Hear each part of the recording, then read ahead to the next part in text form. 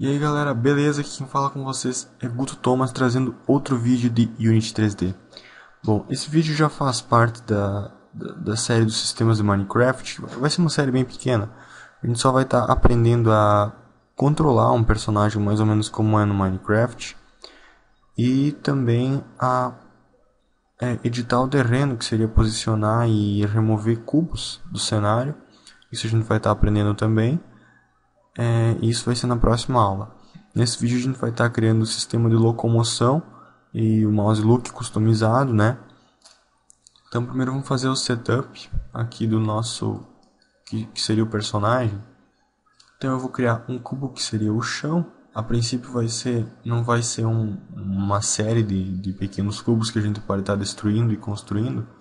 Vai ser só um cubo para servir de terreno mesmo, de chão. Então eu vou resetar a posição e alterar a escala em X e em Z para 100. Agora eu vou adicionar outro cubo que vai ser já o personagem. Resetar a posição dele também e só alterar a escala dele em Y para 2. Não, 0 não, 2. Para ele ficar um pouco mais alto, ó.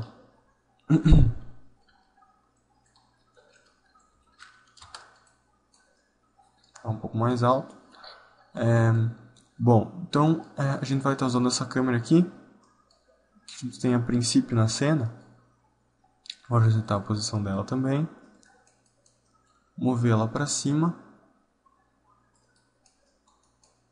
Ou para frente. Olha, então esse vai ser o esquema. A gente tem a nossa câmera. E agora eu vou parentear a câmera ao personagem, para que quando o personagem faça algum movimento, a câmera acompanhe. Então só deixa eu ver qual desses dois cubos é o personagem. Eu vou renomear ele para Player. Apertando F2 e renomeando. Agora eu vou arrastar a câmera para cima de Player e ele já parenteia.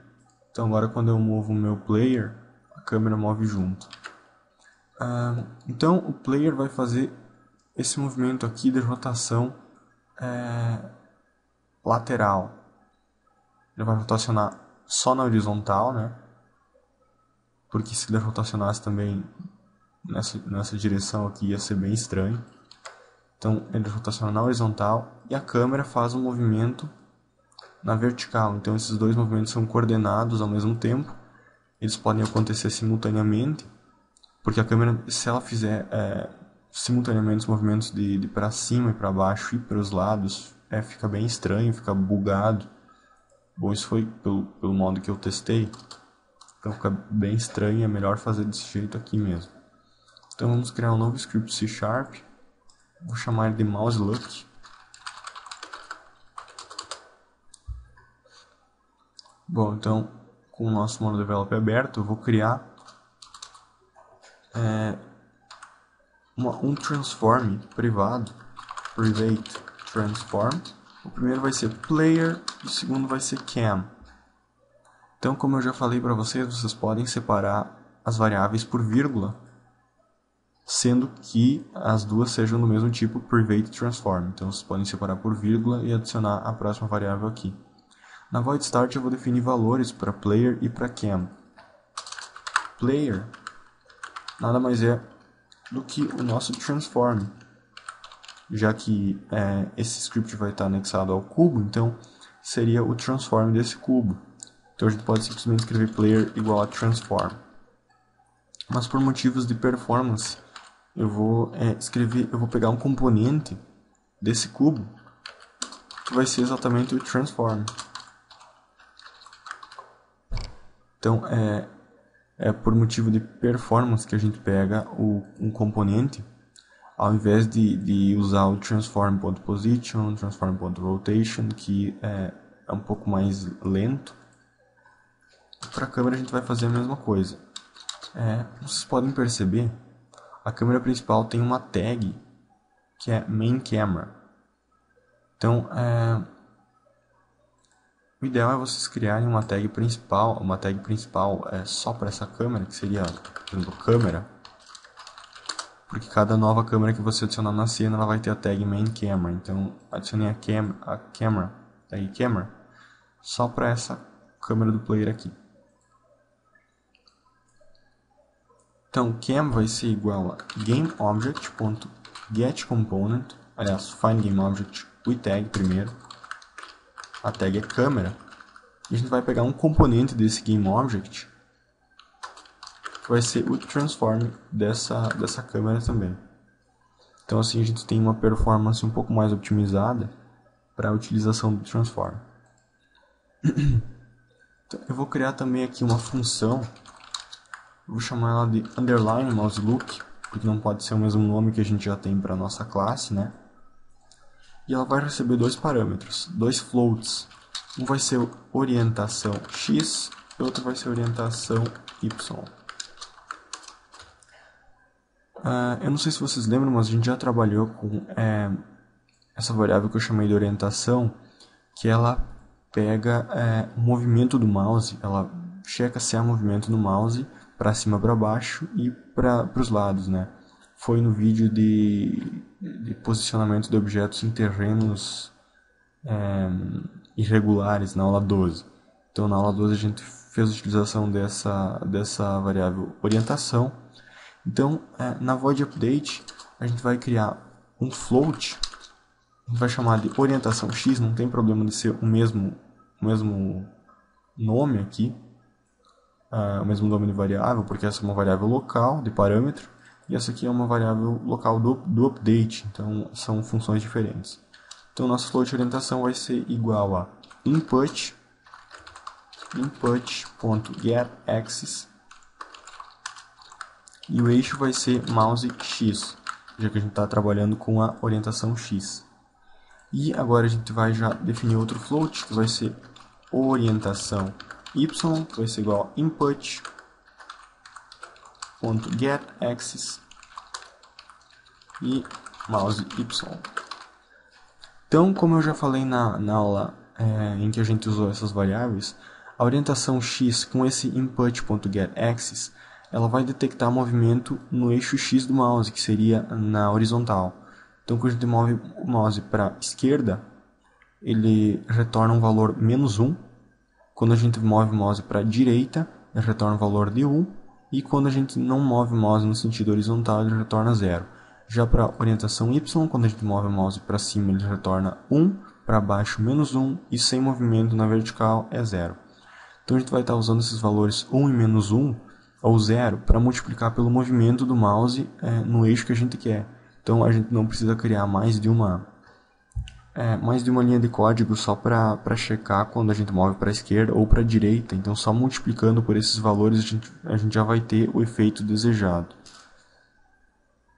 Então dentro da nossa função mouseLook, como eu falei para vocês, o player vai fazer um movimento nesse sentido.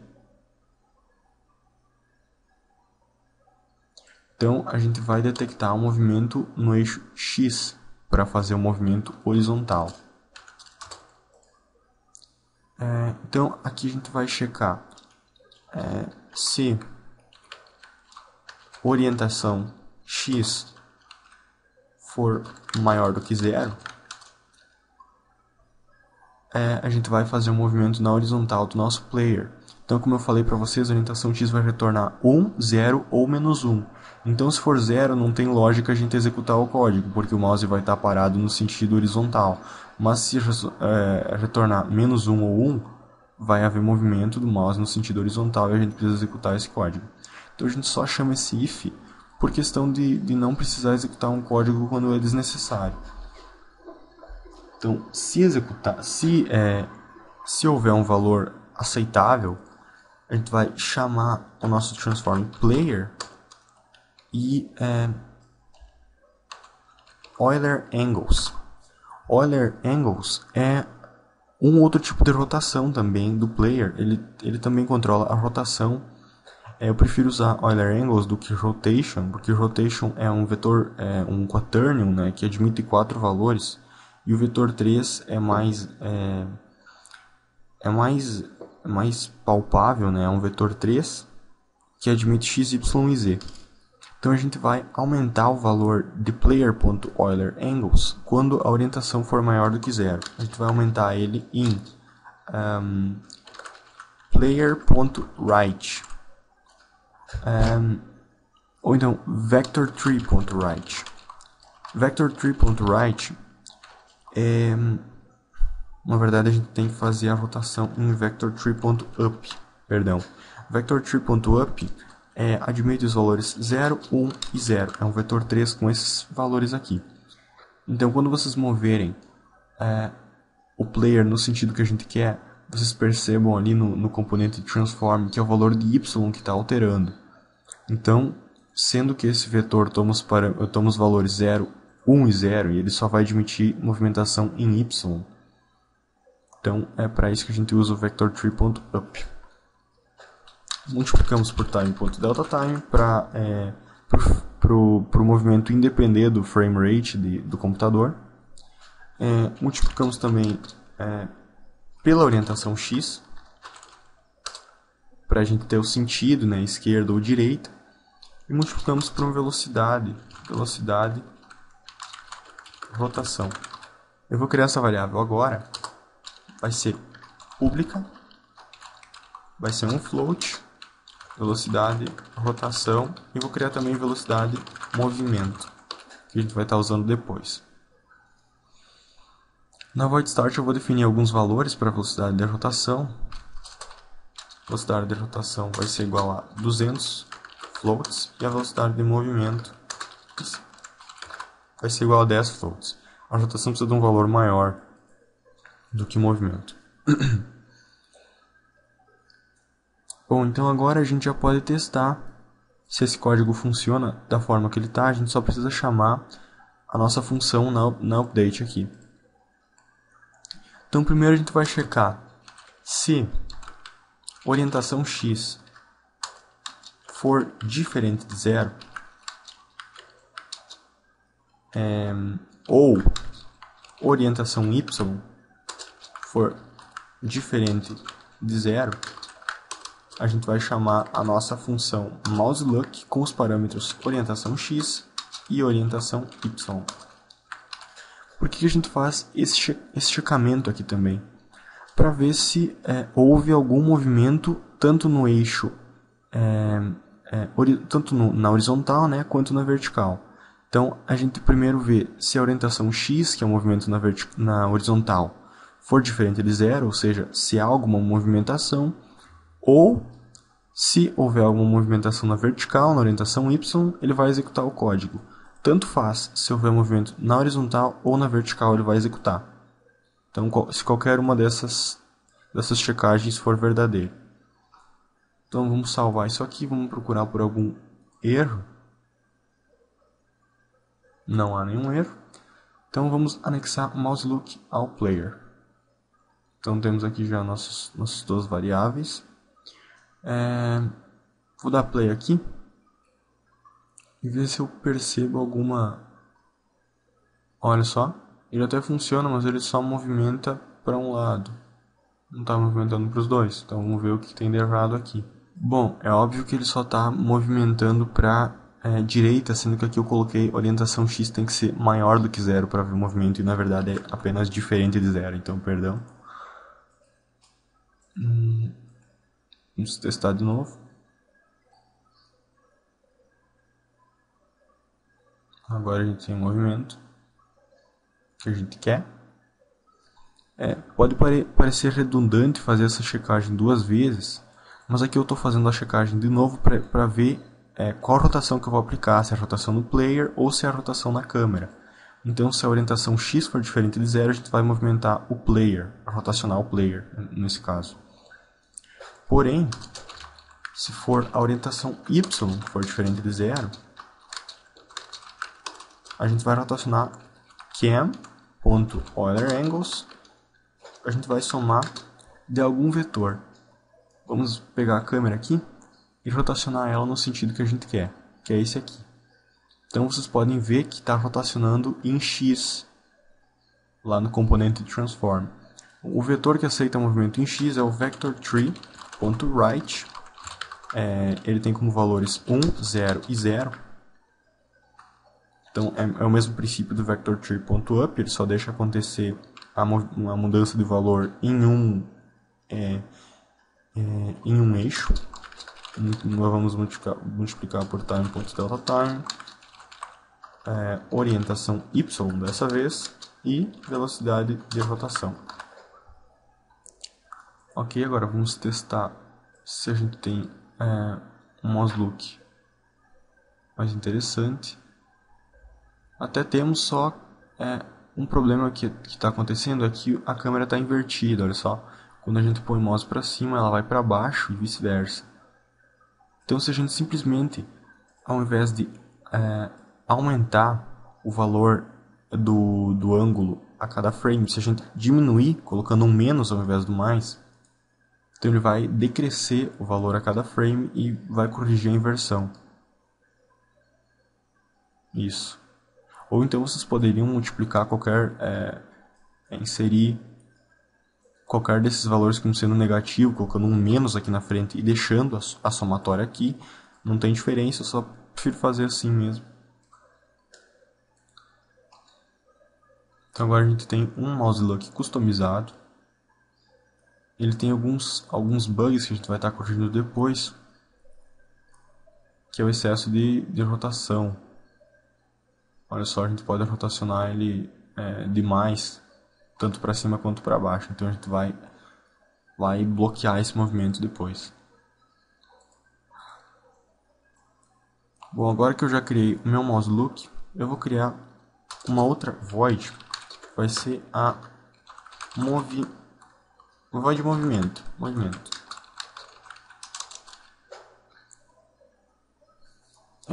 Então primeiro eu vou checar se o input.getKeyCode.w recebeu o valor verdadeiro, e eu vou executar o código de movimentação para frente e vou copiar isso aqui 3 vezes para checar se aconteceu um movimento também, para checar se aconteceu algum aperto no botão S, no botão A e no botão D. Todo mundo já conhece, né, os comandos de controle mais conhecidos. Então, caso aconteça o aperto da tecla W, a gente vai acessar player.position e vai somar a posição do player a cada frame usando o transform.forward, que vai admitir os valores em 0, 0 e 1 apenas no eixo Z, multiplicado por time.deltaTime, multiplicado por velocidade de movimento. Aqui eu vou copiar esse código, vou colar aqui no S, só que eu vou adicionar um sinal de menos, vou copiar isso aqui em A, só que eu vou adicionar aqui em transform.forward, eu vou mudar para transform.right, que vai fazer um movimento no eixo X, vou copiar isso aqui, vou colar aqui em D e vou alterar o sinal. Ao invés de subtrair, eu quero agora somar. Vamos ver se está tudo certo quanto aos eixos, né, de movimentação. Claro que eu esqueci de chamar essa função no update. Então, aqui embaixo eu vou chamar movimento. Salvar. Olha só, a gente já pode movimentar o player pelo cenário. Vou até adicionar uma lâmpada. Então, GameObject, Create Other e Directional Light. E vou adicionar uns cubos para que a gente possa perceber que a gente tem um mouse look funcionando. Adicionar qualquer objeto aqui para que dê para perceber mesmo. Ok, assim tá bom. Maximizar. Olha só. A gente já pode controlar o nosso cubo. Mas perceba uma coisa, que a gente tem o mouse movimentando aqui por toda a tela. E como é de praxe em FPS, o mouse fica sempre no centro da tela. Então, a gente vai usar uma função que vai deixar o mouse então sempre no centro da tela pra gente. A gente vai chamar essa função aqui na update também, digitando screen, que são as funções da tela mesmo, do monitor, ponto lock cursor. Então, essa função vai trancar o cursor no centro da tela. Ah, claro. Aqui ele recebe valor ou true ou false, né? Então, para bloquear o cursor, sim ou não. Então, a gente vai bloquear o cursor, true, salva.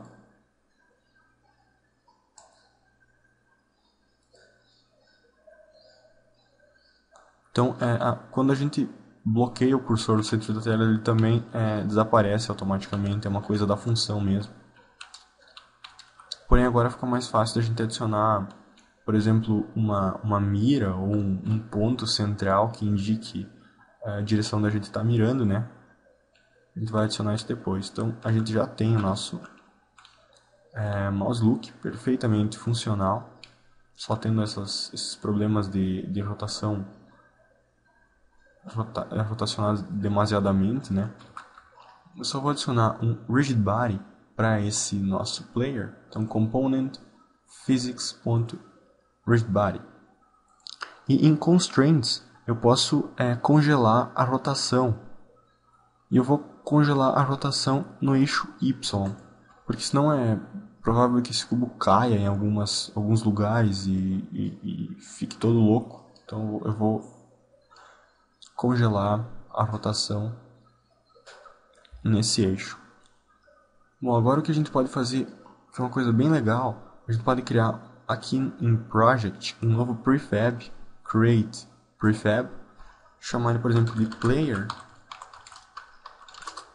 arrastar o nosso player aqui para dentro. Podemos agora deletar o player da cena e simplesmente arrastando esse prefab para a cena, a gente já consegue posicionar o player na nossa cena. E ele já vem configurado, pronto para a gente usar. Olha só, o rigidBody está bugando. Se vocês congelarem as rotações em X, Y e Z, esse flick para, né? Então a gente pode controlar ele mais corretamente.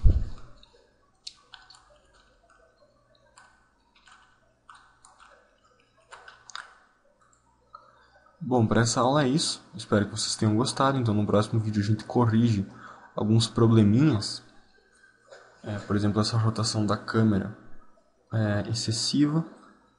E a gente vai começar a programar o sistema de Minecraft mesmo. A gente vai criar um terreno bem básico, sem nenhuma montanha, nem nada assim. É só um terreno que a gente pode explorar. Retão assim, bem simples, só para que a gente não precise criar manualmente os cubos, que é uma coisa bem chata. Então é isso, espero que vocês tenham gostado desse vídeo, e se vocês gostaram, não se esqueçam de se inscrever no meu canal, se puderem, favoritar o vídeo para ajudar bastante na divulgação dele, e clicar em gostei aqui embaixo do vídeo, também fico muito feliz com isso, e não se esqueçam de acessar os canais dos meus parceiros que estão aqui no vídeo durante todo o tempo, que é o canal do Sérgio Fá Games. Fala também sobre desenvolvimento de jogos, sobre Blender, Sculptris, Unity. Então está ensinando a desenvolver um jogo do zero a partir do Scratch, né? Então é bem legal o canal dele, deem uma olhada lá, vocês vão gostar. Também o canal Games Indie, que faz uns vídeos bem legais sobre Unity, uma introdução agora à interface da Unity e posteriormente a criação também de um projeto na Unity ensinando a programação em JavaScript. Então é um pouco diferente dos nossos vídeos, que é mais C#, então lá vocês vão aprender JavaScript. Ele vai estar lançando uma série de videoaulas de como desenvolver um jogo também na Unity. Então acessem os dois canais, Sérgio Fá Games e Games Indie, vocês não vão se arrepender. Então é isso aí, galera, eu vejo vocês no próximo vídeo, um abração e até a próxima.